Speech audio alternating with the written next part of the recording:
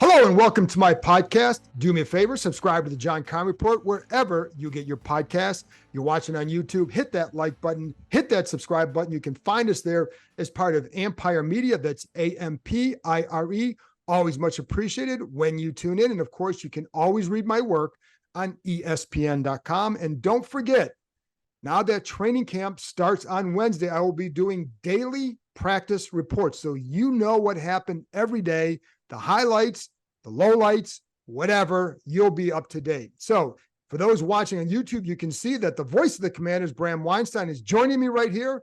So let's get right to Bram. Bram, let's start with, I know we're a couple days removed and we're going to be talking about training camp. We're not just going to be talking about ownership, but you're a longtime Washington fan. You've covered this franchise for a few decades, and now you're the voice. What was Friday like witnessing that for you? Thursday and Friday too. I mean, I was, I think I want to shout out my colleagues over at, the other radio stations that threw those parties. And it was just so reassuring to see that. I've been saying to a younger generation of people, because I'm 50, and I'm like, you don't know what it's like here when they're good. You don't understand it. And maybe it'll never be like that again. I could be naive and thinking that it can be like that again, but I know what it was. And like, it was so reassuring to see the reaction to this. And this is without them really, they're saying all the right things. They haven't done anything yet. Not that they've been here a week, where they're allowed to do anything. They haven't done anything yet. But just the idea that they understand what's at stake, what it was, what it can be, what the connection is to the community. I fell in love with this team, John, when I was a kid, growing up in the 80s, glory days, because they unified our community. I mean, it's really as simple as that. Like, everybody loved this team. Everybody rooted for this team. It changed the mood of the city. It changed the mood of the area. I went to a Super Bowl parade where they shut down every school system in the area, every single one of them. That's what this team means. And it just felt like, I keep saying, like, you just wait. One day you'll see. And then this occurred. And just for 24 hours, 48 hours, it looked like everyone was back on board, or at least had this euphoric feel to it. Why can't it be like that again? If they win, why wouldn't it get like that again? Like this, because now you have, if they win, you now have a team that's would be winning with the group in a situation that you can take a lot more pride in, right? Yeah. So why couldn't it get back to that point? I don't know. I mean, like, it's just been a long time since I think the community has had that kind of connection. It's been shown in ticket sales and shown in some interest. And then, I think at this point, I want to look ahead. We can have a conversation about Dan Snyder another time if you really want to look back at it. But I really think that, we've talked about that for 20 years. Right. And 20 years is a long time, there probably are a lot of people that became fans of other teams or tuned out, or just, if they're going well, I'll pay attention, but if they're not, I'm going to get upset. And then the last few years with, what's been publicized about what's been going on, I don't blame a lot of people for being mad. I talk about this a lot. I do a lot of events, especially starting now during the season. I'm asked to do a lot of events and I meet a lot of people. And it was always like, I would always lean on, there's no ambivalence for this team at all. Like, go anywhere, talk to anybody about it. There's no ambivalence about it. Right. There was anger. I mean, like, just pure anger. I would do these panels and we'd be talking about the team, and invariably somebody would ask something about ownership. And you could feel just the air get sucked out of the room, and it would start these conversations. And I'm like, God, it's a football team. We all clearly, like, because everyone is angry, they care, and I just really hope that we're all breathing a little easier today. The clouds have lifted today. Hopefully this group will shepherd in the type of things that, we hope they're going to win. But I will lean back on what they said that I think is very, very important outside of just winning. Obviously winning is a big deal, and hopefully they will. It's very hard to do, though. I don't want to put that kind of pressure on them. It's very, very, very hard to do. But what I do want them to make good on is that everyone's proud of this organization again. Right. All of them kept talking about that. And I think that there was a loss of pride. You know, when I tweeted out something the other day, just like, how are you all feeling today? Somebody replied something to the effect of, it doesn't feel immoral to root for them. Right. And I felt that that was a valid criticism. Yeah, that absolutely. There were so many things you could look at and go, I love the team. I love the NFL. I love what they mean for us. I love McLaurin and Allen and Chase and all these players that are very easy to like. They have a very likable team. Yeah. But there's so many other things. It's hard to raise your hand and say, I'm all on board on this. And with one massive $6 billion transaction, at least everybody gets to root for them again and feel good about it until told otherwise. But, you know, I'm putting on beyond rose-colored glasses for this group. They have said all the right things. I know they have, like, the managing director, I think that's what he's going by, has a history of working with teams. You don't hear bad things about those organizations. No. So I'm very optimistic about what has come in here, what's about to happen, and what the next few years are going to look like. Right. And listen, this ownership group, I know it's a big one, but the main players are dramatically different than the type of people that Dan Snyder would surround himself with. And that matters, because Josh Harris is not going to be out there every day running things. All these guys aren't. But if you surround yourself with those kind of people, and I'm a massive believer in, you are defined by the people you surround yourself with, and the people you surround yourself with help you get to where you need to go. And they in this case, they can carry out your vision. And so I think that's one of the strengths they have. Now, when they win, I don't know, but I certainly like their chances a lot better than what we've seen, and their ability to put together something than what we've seen the last couple of decades to sustain winning. And I think that, you know, it's who you surround yourself with. And when you look at that, you look up on that stage, and, you know, I don't know if they're all saints or anything like that, but they certainly are people who have the reputation of treating people right. And I think, you know, and it's funny because Josh Harris said this in the presser, and I want to get back to the football side on the field, but this last thing for me, but in that presser, he said something about basically you win with people. And I kind of laughed, because sitting right in front of me in that presser was Joe Gibbs. And Gibbs would always say something like that. You win with people. And when you take that approach, then you have a chance. I remember several years ago for ESPN, we had to do this survey of every team, and, like, you know, just kind of the nuts and bolts of the operation, all that. And it's like, even down to the point where it's like, what is your organizational credo or motto? And I remember having to ask the PR director, Tony Wiley, he's like, he went and checked with Dan. He's like, oh, just win. Like, well, that's not a motto, right? That's not a credo. It's supposed to be your organizational philosophy. That's not a philosophy. That's a result of your philosophy. Correct. You know, and I think if you ask Harris, you ask Gibbs, it's going to be surround yourself with the right people, or you win with people, whatever it is. So I already like that aspect of it. And I think you have a better chance when you take that approach. And again, you still have to hire the right people down the road. We don't know what kind of a football manager they're going to be or anything like that. But if you can get the right people, then you have a chance. And yeah, I getting to cover Gibbs those second go around, the 4 years that he was the coach here, was really great. And he talked a lot about that. He goes, all the time. In getting the players, he'd always say the hardest part is we're picking people, and right. The people have to, you know, we'd make fun of him with the giggles and say they have to be super smart and all that stuff. But he would also say they have to love football. Right. You do. And you learn this as you go along, that, like, some of the most talented players don't love it like that. No. And it's a job, you know, for them. They're good at it. It's not that they don't want to be there. It's just, you know, they don't love it. It's not all in on it. And, you know, I could feel the passion from Josh Harris and Mitchell Rales, like, and Mark Ein too, I'm sure. They grew up here. Yeah. They know what it's like. Now, that said, so did Dan Snyder, right?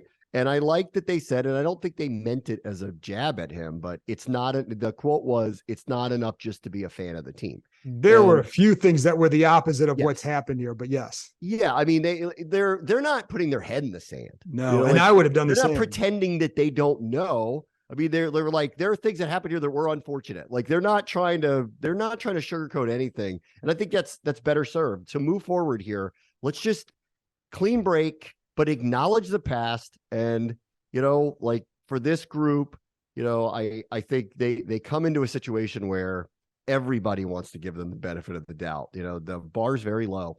So that's a good starting point for a new ownership group, because even if they have a couple missteps, or they're going to make a lot of decisions, and I'm sure some will be controversial and people won't and some won't work. Yeah, it's some will be great, and some of them are going to be controversial because they're getting here, late, and it's going to take a year, and they're going to make decisions, and I'm sure we'll talk about all of them as we go along here.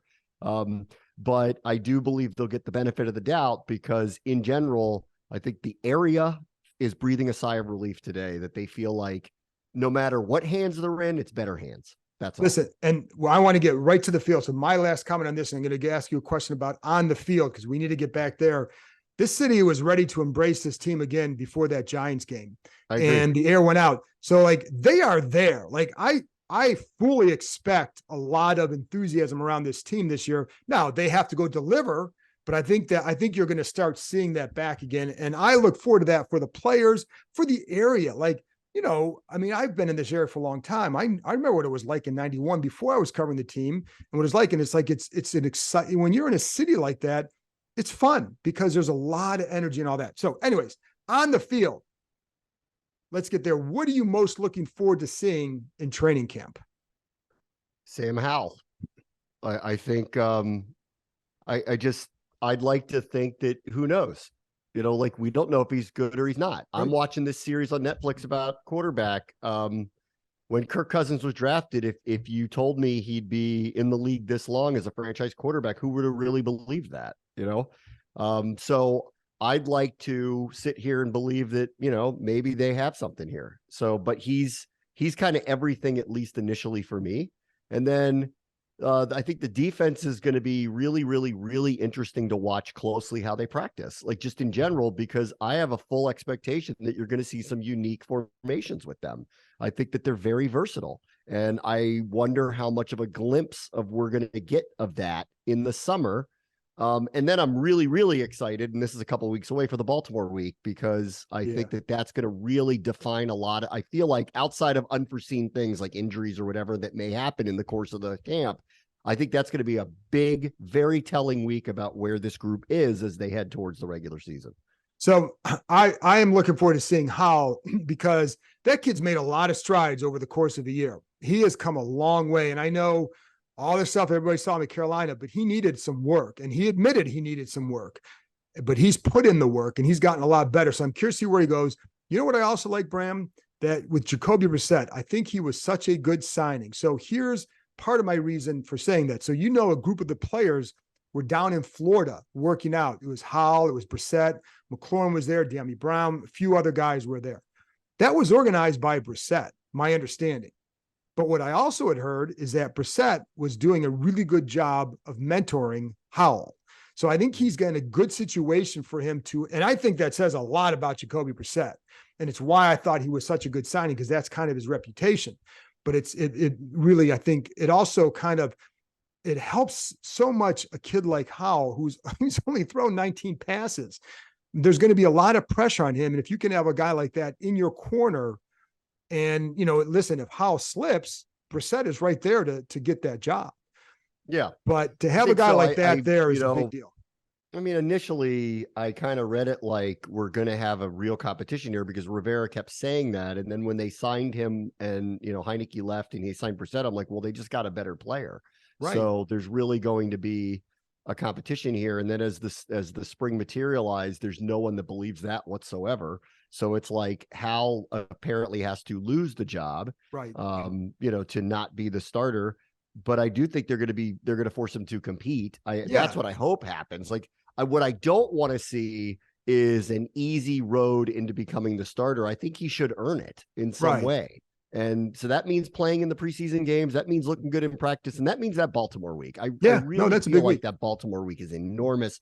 You're going to get a chance to see him against a top tier team in their facility, and you'll get to see how he performs against them. And then they're going to play them that weekend. And then the third and final preseason game, he probably won't play if he's the starter. So it's the last chance to really get a look.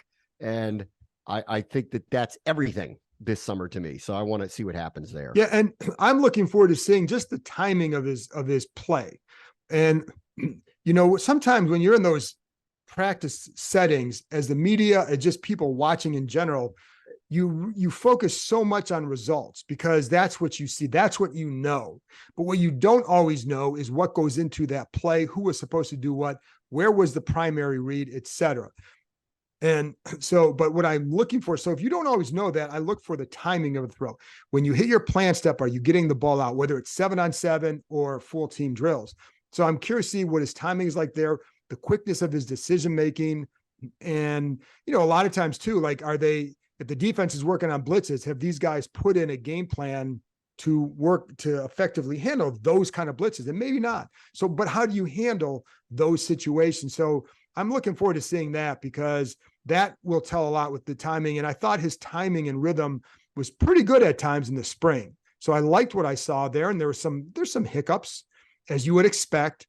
And then if you have a bad day, how do you respond? Yeah. My thing on Howell would be, I don't worry about him. Like I would worry about Cousins early on. If you had a bad day, a bad game, a bad series, I think Howell does a better job at putting that stuff behind him quicker. Yeah, I hope so. The adventure park is ziplining through the trees. It's climbing from platform to platform. It's even an axe throwing competition with your friends. But what the adventure park really is opportunity. Reconnecting with friends and family, accomplishing a challenge, and making lasting memories. So book your visit today and choose your own adventure. The other thing too is we'll find out. Like you and I watched the 5 practices we got to watch in the spring, and Bieniemy was on these guys just a little bit, and that's understatement. For a million little mistakes, because he thinks the little mistakes add up to big mistakes, and I agree with him. I agree with him. And hopefully those. It's so the first week or two is a lot of that stuff corrected. Is there a lot? I mean, he's going to be loud, but is it going to be a lot less the loud like we saw with corrections constantly happening? Is it fine tuning some of the stuff, or are they still in that space? So I want to see that. And then again, I'm referencing this series because it's so good that I've been watching it. But it's since Bieniemy came from Kansas City and they're profiling Mahomes last year, we're seeing a lot of how they practice.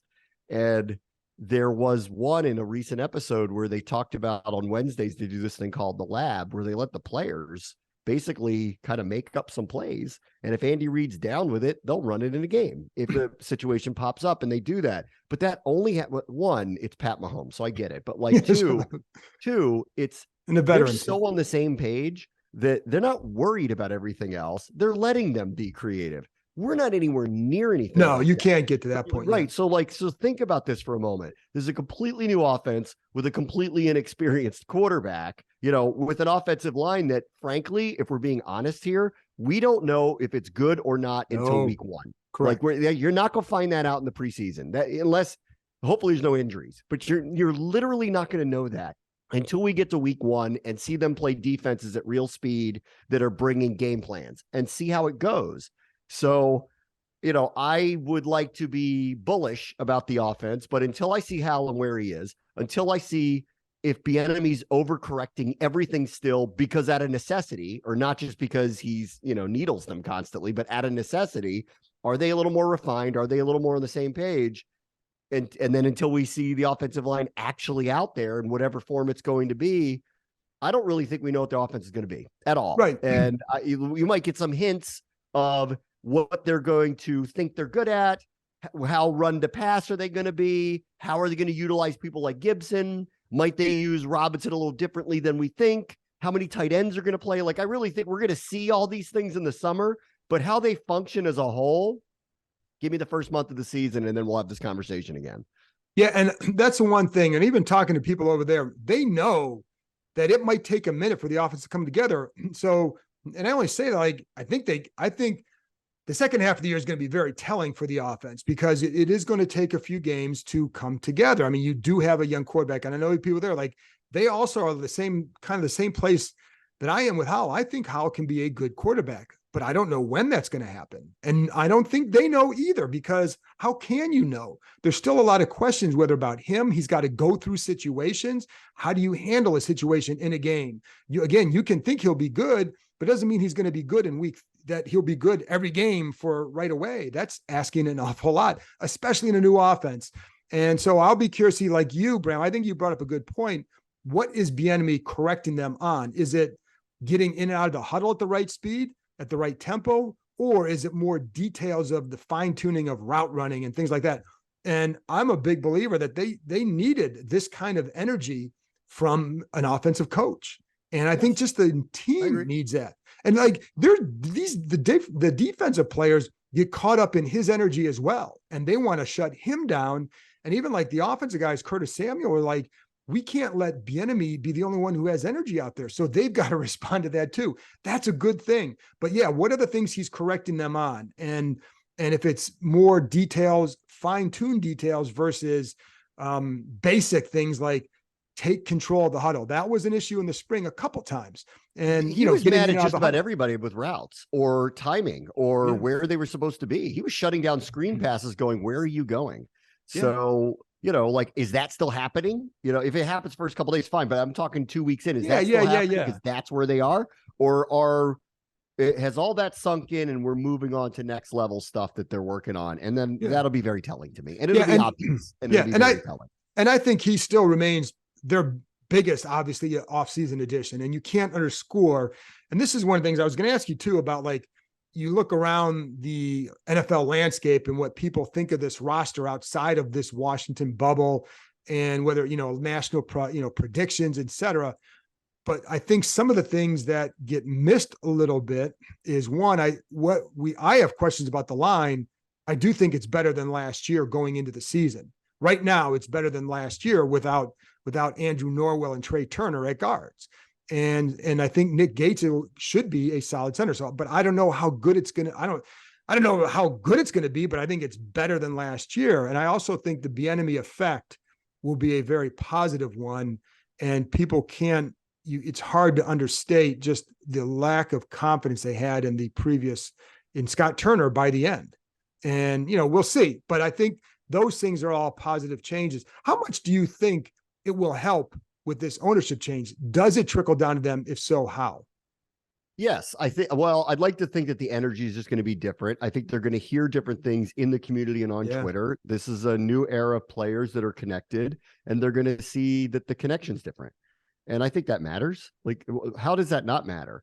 Like the energy, the karma, just the vibe around the team. Like, how can that not seep down? When it was announced that the sale was going to go through, there were a number of players that went on Twitter and social media and outwardly said, don't blame any of this stuff anymore. Get back on board with us. And I didn't think they were out of line for a second to say it. Like, for the last couple of years, for me, it's been, look, like, the only way this is going to work as a community to get behind these guys, if you want to, is to separate and go, there is one side of the building that is going to be a little off-putting. But the other side, how do you not like what Terry McLaurin is doing? Right. Or John Allen, or Deron Payne earning a contract, or Montez Sweat, or Logan Thomas, or Antonio. They have a team you can hug here. Like, they're Jahan Dotson was a hit. Like, and he's a good kid. Like, I don't know how you can't. It's a good locker room to deal with. Yes, they're a good locker room, and they are very good players. And I know what the national pundits are saying about them, but I'm going to sit there and go back to them and say they had a top 3 defense a year ago that wasn't getting any turnovers, that addressed that need at the top of their draft and got back the guy who should be the biggest playmaker on a defensive line of playmakers. Where did you come up with that they're not going to be good? Or, I don't know, they have 4 to 6 Pro Bowlers on this team, and I'm not exaggerating, and you're telling me they're not going to be good? Like, keep telling them they're not going to be good. That is a very good roster. It's not the best one, and there's major questions at the most important position for sure. Right. And I will hear out anybody that goes, everybody's job's on the line. It is true, and that can go either way. That can galvanize people. They could win a lot. And that could go sideways with a lot of guys who are up for contracts, and it could be a powder keg. And I get it. Like, that could go either way here. So why I think they need to start fast this year more than ever. But outside of all of that, I don't see how this change doesn't have at some level a positive effect, because I think they're going to hear it. There's no way to be in a bubble and ignore the outside noise anymore. And the outside noise is literally different over the last 48 hours than it's been for anybody on this team in their tenure, for sure. Well, listen, John Allen told the crowd, I've been waiting 7 years to Yes. see it like this. And so the thing that, again, that the trickle down is if they indeed sell out that season opener against Arizona, not only just sell it out, but you create an atmosphere where it's not a 60-40, and with the Cardinals, it wouldn't be that anyways, especially with Kyler Murray not playing. But if it's like, even if it was 70-30, if you can get a 80-20 split again back to which something like that, like now you create an atmosphere that these guys want to be part of. And it hasn't been like that. Like, and I don't blame the fans with the home game stuff. I don't blame anybody at all for what they've done. But the bottom line is it's been a bad atmosphere. So if you can create a better one with your own fan base, they're going to get more excited. I mean, it just, there's a massive opportunity here because this is not a glam team coming in week one. They're not going to travel a bunch of fans. There's not a bunch of Cardinals fans that are going to show up to the game. It's going to be up to all of us to show up and show out for this team and for the organization and show the owners we're back. Game 2 at home is Buffalo. So we'll get tested. Those people travel. They love that team. It is a premier team. They have how many of those people already bought tickets or secured them on the secondary market because it's cheap? It was cheap to get into our building, and getting from Buffalo to Washington is not a big deal. There are a lot of Bills fans in the area. Yes. So this is not like, this isn't going to happen overnight. I do hope that first crowd, that Cardinals crowd, is extremely full and pro burgundy and gold. But I don't think that this flips overnight. Like, I have a funny feeling those Buffalo fans already acquired those tickets, and there will be a large contingent of people wearing blue in the stadium, and there will be people jumping through tables at FedEx Field. So that's what I expect to occur. And it's going to take some time to get the season ticket base back up where it was, where the tickets aren't available anymore. Because that's what it used to be. Right. The opposing fans didn't go because they couldn't get in. Because they couldn't get in. And listen, go, this, like, you go to any NFL stadium, you're going to have thousands of visiting fans at every game, pretty much, except for a place like Buffalo where you're going to get, they all have season tickets, whatever. There's some unique situations, but by and large, you're going to get that. So and I know, like, these players are already looking at that, like they might be able to play in an atmosphere that it will be fun again at home. And this goes back to the other point that this team deserves that. Separate out what was happening around that team. You don't like that team that they're putting out there. And I get it, though. It was complicated, like extremely complicated. You can love McLaurin. What's not to love about him, right? But the guy who's signing his checks was making it hard for you to spend the money to be there. And that, I get it. I understand it. I get it. And I think we're just dawn of a new day. And the slate is not clean, but it's cleaner than it was. And I think the door is open for everybody to go, okay, let's let bygones be bygones. It'll be a normal situation. Listen, I still like those colors. I still like that team. I still like what they mean to our community. I still think the NFL is the biggest, baddest product in this country and certainly in this area. This is a team that has a legacy. Let's start rebuilding that legacy again. They haven't been a loser the entire time of this organization. It's time to change all of that again. Right. And if nothing else, there'll be a normal operation. So a couple more topics. How much pressure is on Ron Rivera right now? Ton. I mean, obviously, a ton. This is for a later date. I was talking to someone about this recently, but this is for a later date and not for now. But I'll just say this now. Like, this is his last year, and it's a big if. I don't think there's any certainty to that whatsoever. I don't even want to insinuate it. But if it is, and they do start winning, like afterwards, and these are all ifs, right? Second level ifs. I hope nobody forgets what he did over the last 3+ and now 4 years for this organization, the stabilizing force that he was for them amid all these other things that were going on. And if there is anybody that has earned having some breaks this year and having an over 500 record and maybe getting a playoff game, it is him. Like, no matter what this group decides in the offseason, I am really rooting for him. He has done a lot for this organization, more so than most other people. He's been a really, really great representative. He hasn't gotten everything right. We can parse out the coaching decisions or personnel decisions, and there are a lot of them that are fair criticisms of his tenure. But there are a lot of things that guy stood up for, had to speak on, had to deal with that had nothing to do with him and was outside of his character. And so I am rooting for him. You know, I don't know whether they're going to win or not. And for all the reasons we already discussed, there's a lot of questions about what their record really could be. Because the reality is, if your quarterback play isn't very good, you will lose. You will lose too many games. So hopefully that's not the case for him this year. And if they have a pretty good season, I hope they catch the breaks, because even whether he is here beyond this season or not, he deserves it. Nobody in that building deserves it more than him. And, you know, my word on that one too, is what we don't know is all that he had to put up with ownership. And I know, like, I've talked to people here, like, you have no idea some of the stuff that they've had to put up with the last few years.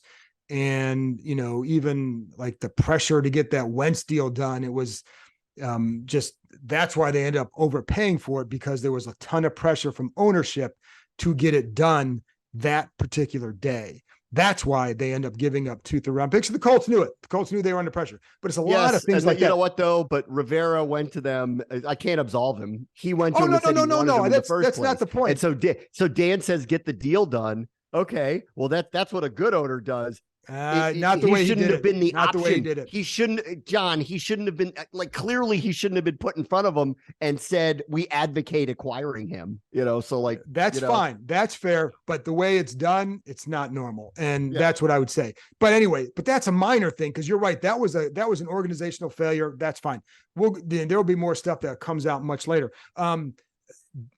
Really quick on the defense, biggest concern. I think my biggest concern really is it is awkward when you have a lot of guys on expiring contracts, and they do have that. So I'm a little worried about that part of the business part of it. I will be interested to hear Rivera talk about, I hope someone asks, have you approached the ownership about extending anybody? Because remember, they were on a wait and hold until this got done. And there are a couple, and I'm guessing it's Cam Curl and Montez Sweat, that they would potentially approach and potentially do something with. And I wonder what the new ownership has said about that. Are they, you know, I wonder how much Rivera will reveal. I wonder if they just said, nope, we're playing out the season and chips will fall where they may, and we'll make our decisions off of that. Or if they are listening to him and saying, if we can get the right deal done with, say, a Cam Curl, we'll do it. So I'll be interested to hear how that goes. Yeah. And then outside of that, like, I got to tell you, John, like, until I see something otherwise, I really do believe their defense is going to be good to great, somewhere in there. Like, I don't see bad. I see good, a bottom line of good, and potential if Forbes is like Sauce Gardner in year one of being great.